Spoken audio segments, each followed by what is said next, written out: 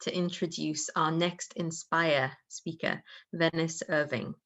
Venice is the CEO of Happy Teachers and has 20 years experience in ELT, both online and in the classroom. She has worked and lived in Taiwan and has done research in Asia, Africa, and the Caribbean. Her research interests include teaching English in multinational teams and online language acquisition. During Venice's session, we recommend watching in speaker view. Without any further ado, please share your screen, Venice. Okay, thank you so much. It is a pleasure to be here. Let me just share my screen now. Thank you to David and his team for inviting me. Thank you, IATEFL YLTSIG team. It has been an excellent conference so far, and I hope that my addition can help to move the conversation along to better self-care. All right, so my topic today is self-care for early career teachers, and we are off. Let me see. Screen is sticking a bit. Can everyone see the screen? Let me stop sharing and start again.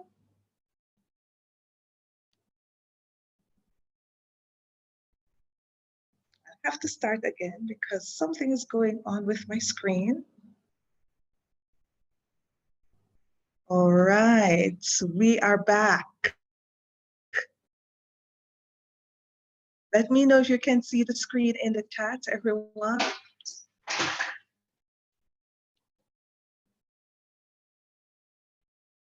All right, hopefully we can continue, right? So the first thing I wanted to do is to look at this picture. And I want you to tell me the first word that comes to mind when you see this picture. What do you think about when you see this picture? Let me look in the chat to see the comments. Freedom. Valeria says peace. Relaxation. Michaela, happiness, love, calm, spring, inspiration. Yes, all of that. It gives you that positive vibes, doesn't it? It makes you feel free. So now I want you to put in the chat box. Does this person in the picture represent who you are now or who you want to be? Put present if it represents who you are now, and put the future if it is something that you want to be, somebody that you want to strive to. All right, so we have a lot of people saying future. So right now you're feeling like this is what you'd like to be in the future. All right.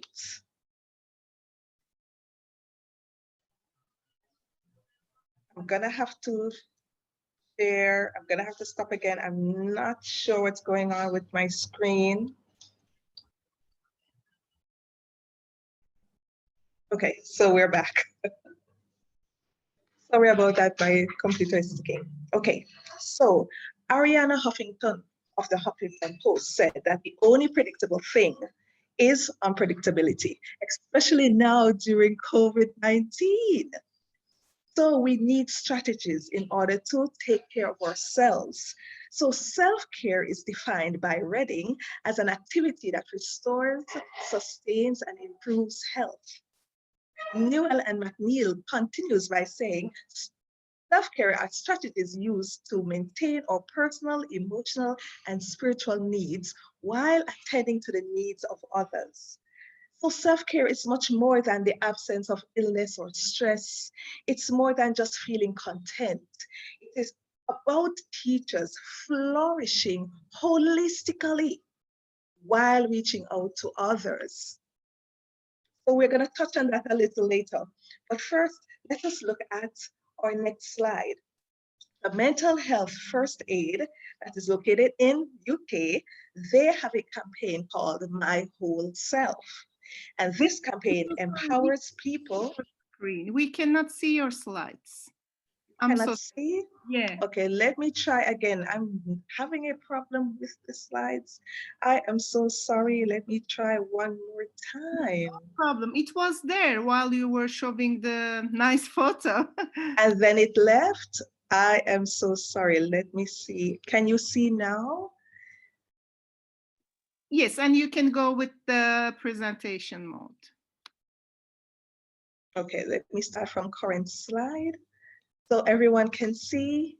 Great, thank you. Okay, so sorry about that. Okay, so they have a campaign called My Whole Self, and this campaign empowers people to bring their whole self to work. So I want you to think about this and put in the chat box, who are you holistically? Write down a few words that wholly describe you. Who are you? Write a few words that wholly describe you in all your principles, your values, your quirks, everything about you. All right. So, Google Landmark, Aristotle's study, found that psychological safety is one of the 5 key elements that enables a team to excel. Teams that feel safe, teams that feel connected, work better together. And therefore, they need to present themselves to the working environment authentically and showing their whole self. So some people are writing in the chat box who they think they are holistically. So I want you to bear that in mind as we move on to the next slide. The World Health Organization identified burnout as a medical crisis affecting workplaces before the pandemic.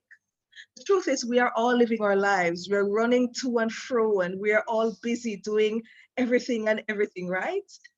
It's important to recognize, though, that we do have stressors in our lives, different things that cause us to be tense, different things that cause us to feel a bit stressed. So I have put here on the slide specific stressors and general stressors that may cause you to feel a bit nervous and a bit tense throughout the day. Think about these stressors and in your mind, see how best you can categorize them. What specific stressors are there? Is it about your health? Are you stressing about family? Is it about teaching well? Do you think you're a good enough teacher in the classroom? Think about that as we go along.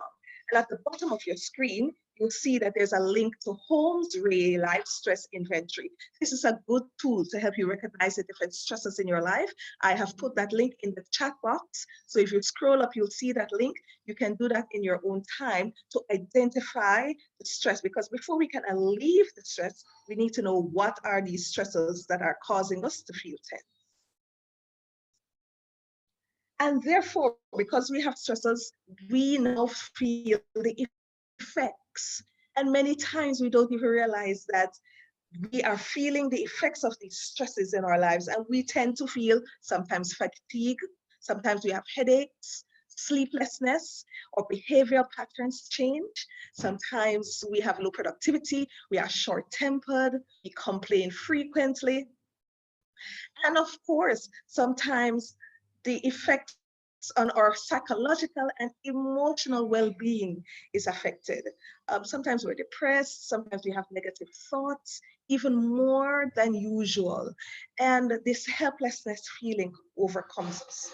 So if we can identify the stress and we see the effects in our lives, how now can we alleviate these pressures, alleviate the stress so that we can take care of ourselves and be our physical selves holistically?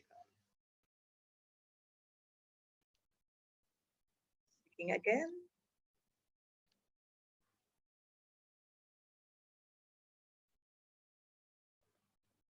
All right. So my suggestion is that you make a personal assessment. Just simply look in the mirror and reflect and say, am I happy, positive? Am I productive? Or am I worn out?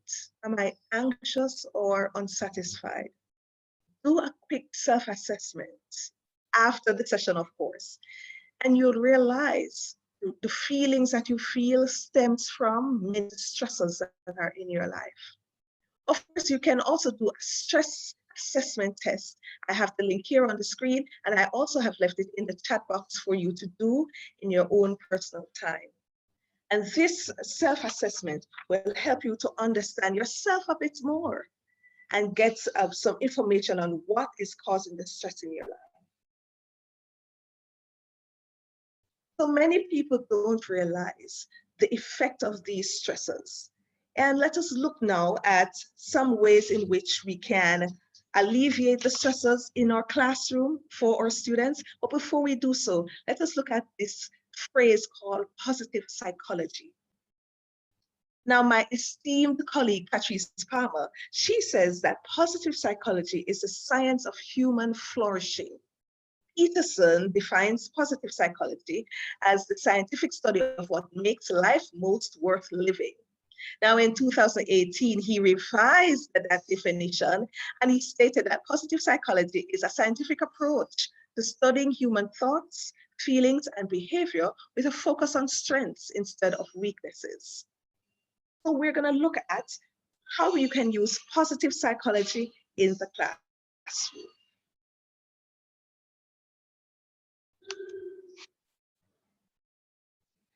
Farber estimated that between 5 to 20% of the teachers in the United States are burnt out. And the significance of this is that the teacher stress and burnout has affected the school's study climate. It has lowered the students' morale. It has prevented the attainment of educational objectives. And of course, it has increased the probability of teachers leaving their jobs. So it is on this premise that Turner and Belkin started this research on teacher well-being and the effects it has on student learning. They found that teachers who intentionally used positive psychology in the classroom became calm and positive. Teachers in the study reported feeling less stressed and more relaxed in the classroom. To illustrate on the screen, you see me here with my students. And you can see that I am here at the end of the day with my students. We were sitting, we were chatting, and I said to her, let us take a picture.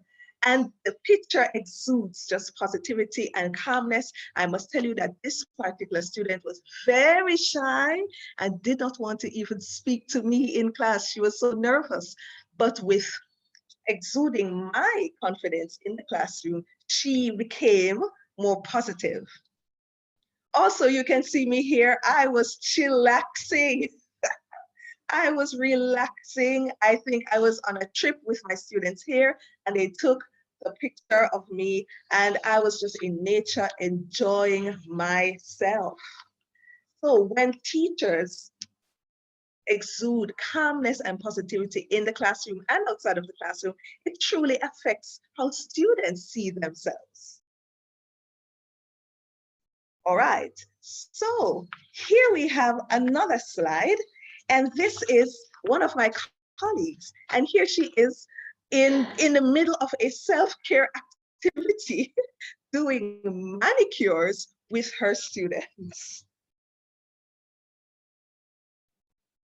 The teachers reported spending more one-on-one time with their students, and as a result of this one-on-one time, they developed better relationships with their students. The teachers noticed that the one-on-one time spent with their students improved their work and their confidence. Now, I found that when I included my teenage students in my self-care routine, going out to eat, taking care of ourselves, having manicure, exercising together, those things increased their confidence. They wanted to take more risks in the classroom. They asked more questions, and they volunteer sharing their work and actually coming up and speaking in front of the class. So these relationships that we've built over time have encouraged the students, these teenage students that you're seeing here, to be more confident and to speak English more confidently in public. Of course, teachers who are more consciously looking for good in themselves tend to look for positive aspects in their classroom. So when you have positive self-talk, that enables you to speak positively about your students and to your students, and then they feel that positivity in them. When I speak well of myself, I teach my students to speak well of themselves. And this reminded me of a Facebook comment that I saw on the IATEFL website, that it was on the Facebook page. And I'm going to give a shout out to Gail Ellis. Gail said that teachers should always remember that children are social actors who are strong, competent, and insightful individuals with rights. More often than not, we forget that these children that we have in the class, these young learners, these teenagers, they are human beings with their own rights. And they want to feel that positive self-talk, they want to feel that confidence, they want to feel that they can do anything in the class. And with you giving them that positivity in the classroom, they take that throughout their life.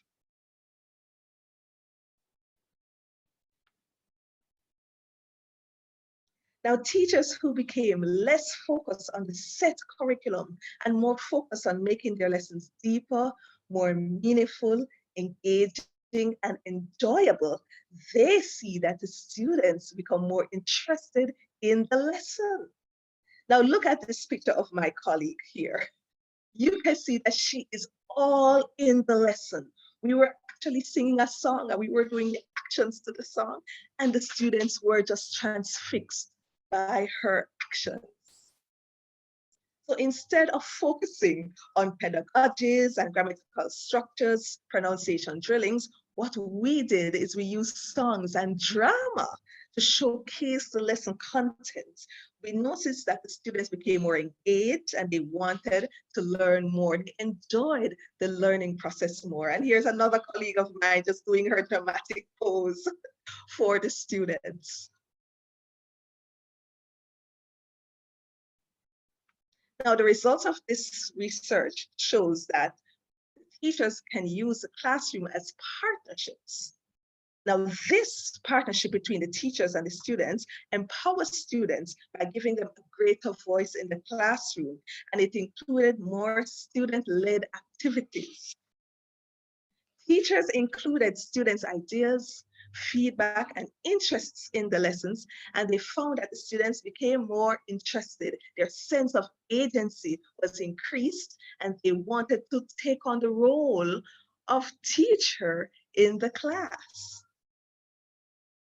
Teachers who were often surprised at the amount of work that the students wanted to do just because of this increased agency. To illustrate, you see me here dancing with my students. This is me also trying to not only take care of myself in the classroom by being happy, but to illustrate a particular part of the lesson content, which we talked about different dances in different cultures.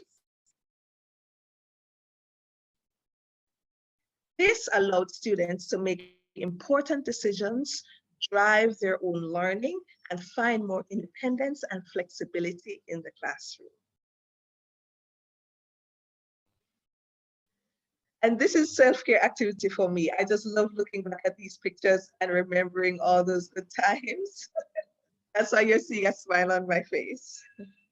So teachers in the study reported that their nervous and shy students became calmer and more confident in class because they were more engaged in the learning process. In this photo, you see me here participating in sports day with my students. And this particular student was extremely shy. She didn't really want to come to the sports day, and I encouraged her to do so. And all of us as teachers, we had this fun day with them where they could showcase their talents, their sporting skills. And by the end of the day, you can see that student sitting right beside me there on my right, when you're looking at the screen on your right. And she had this beaming smile on her face when we were all huddled together. You can just see how the different activities and how taking care of yourself can really boost the students' morale their confidence and their self-esteem and their self-worth. And to this day, students still reach out to me to say, hey, Mrs. Irving, I remember you. And I remember the activities that we did in the class. A quick tip to note is that when, of course, you engage in self-care activities, you not only feel better about yourself, but you work better with your colleagues. This helps to strengthen your relationship with your fellow teachers, principals, and administrators. Now, Turner and Thelkin's research supports this notion by showing that when school leaders encourage teachers to take care of themselves, then there is an overall boost in confidence among staff, students, and parents. Therefore, school leaders should ensure that there is a library of social and emotional self-care resources within their curriculum for all stakeholders at the school. All in all, this study found that when the teachers intentionally use positive psychology, while supporting their self-care practices, the students learn and their well-being are positively affected. So here are some ways that you can put this self-care into practice. So as human beings, as teachers, most of us are creative. And as creative human beings, we can use that creativity to help with our self-care practices. We can paint on canvas using watercolors. We can sculpt using clay or Play-Doh. We can even take up an instrument and learn how to play it, even if you're playing the wrong notes. It doesn't matter. The only thing that matters is that you have fun. Create your own vision board using visuals from magazines, and use coloring pages to put on your vision board and create what you want to see and envision your life to be now and in the future. Also, a good tip is to create a gratitude tree. A gratitude tree is made using sticks and twigs from trees outside. You put it in a large mason jar and then you decorate it. You're going to use the different colored paper and you're going to cut it in the shape of leaves, of course, and then you're going to put what you're grateful for on those leaves and stick it on those twigs. And you can see here in the picture below, just an example of what a gratitude tree looks like. And every so often you can go back and put some more leaves on that tree to signify how grateful you are and the things that has happened in your life that makes you grateful. I particularly like this creative activity. This activity is for you to make 2 masks. First mask you're going to make is one that represents yourself and your contentment where you're at in life right now. Are you happy, sad, nervous, sick, lonely, whatever you're feeling right now? You're going to make a mask that illustrates that feeling. And then you're going to paint another mask that represents what you want your future self to be like. And you can put that mask on, you can play with it, you can even use these activities in your classroom to encourage your students and your young learners to look, not because you're feeling down now, that it will always stay this way. No, feelings change, situations change. And with those situations changing, you will, learn how to manage situations so that you'll have a better positive outlook on life. Okay, another great way to practice self-care is to write a list of guiding principles or values that you live by. Now, this list and this gratitude list or this guiding principles list may differ from time to time. There are times when you may take things off or put things on as the months or the years go by. But it's always good to keep a list of things that guides you in your life and things that you treasure as your values and your integrity, right? Journaling is an excellent way of practicing self-care. You can write things down that are in your mind. I know some people love to have a diary, love to put things in journals. We as teachers always put things in journals about the day, what happened in our class, and reflecting on what happened in our class. Let us reflect on ourselves, reflect on our lives, and see what can we do? What has been done? What are we seeing others do? And what can we incorporate in our lives so that we can have a better outlook on life? Some prompts to consider when you're writing in your journal include: feel most alive when, I feel most like myself when, I am grateful for, my favorite thing about myself is, the work I must do for my soul to feel fulfilled is. Now, if you feel comfortable, you can put some of these things in the chat box and share with your colleagues things that you feel in your life and give them some tips on some self-care activities that you have been doing throughout your teaching career.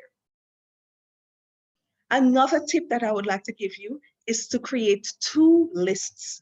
One to say, a list to say no, and a list to say yes. The say no list is a list of non-negotiables, things that you know definitely you'll never do, or things that you know you'll have to prioritize. This set of things on this list cannot go down. I cannot ignore it. One thing on my non-negotiable list is time with family.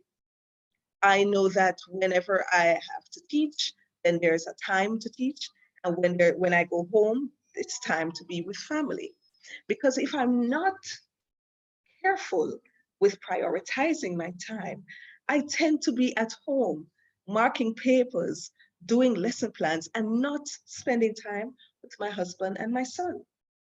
And this is good self-care activity. When you're spending time with persons that you love, it feeds your soul. Okay, so make a say yes list. And these are things now that you want to absorb in your life. These are life-giving activities you want to continually use in your life that feeds you and that inspires you. One thing on my say yes list is a massage. I make sure I get a massage at least once a month. And that is a gift to me. So I make sure I prioritize my time so that I have that massage, and that is my 1 hour that I take care of myself, even if it's once per month. So create your say no and your say yes list. Another great way to take care of yourself is to connect with nature. Did you know that when you immerse yourself in nature, it can be incredibly healing? So take a walk in the park. Take an activity outdoors. So if you normally read inside, or if you normally eat inside, go outside in the garden and eat and read a book, meditate, or do your journaling outside. You'd find that breathing that fresh air and just being among the trees and the pretty flowers will help you to just release some stress. Also, cultivate your own garden.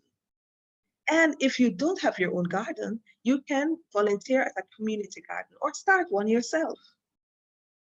And if the weather is poor, move that garden indoors. So put the plants and flowers in your home. So when you get up in the morning and you see those lovely flowers and lovely plants, you breathe in that fresh air, you feel at peace. Wrapping up, so additional practices include taking a 30-minute nap, trying a new recipe, watching an hour of television, walking, or turning on music and dance. Spending time with dogs and cats, or just going to volunteer at a soup kitchen and taking care of others. All right, so I want to just give you some resources. This is one resource I would like to leave with you. I hope that you can find it on Amazon. It's the Teacher Self-Care Manual, and these are simple strategies for stressed teachers. And we have some resources here, and thank you so much Venice, for having me. Thank you. I think this is the session that we all need. This was another session where I was writing loads of notes. Like we all know self-care is so important, but in a way, seeing a session that really outlines specifics of what we can do, I think it makes it more manageable. And also, Yes. I think I just loved how you didn't just talk about the impact on maybe on students and colleagues and positive psychology, but you also really I really appreciate this, and I think that the links that you shared to the online stressors inventory, Right. like I'm sure everyone's going to go and check those out. So thank you so much for sharing. Thank you so much for having me. Great, thank you. Okay, so everybody, we're going to have a 10-minute break now.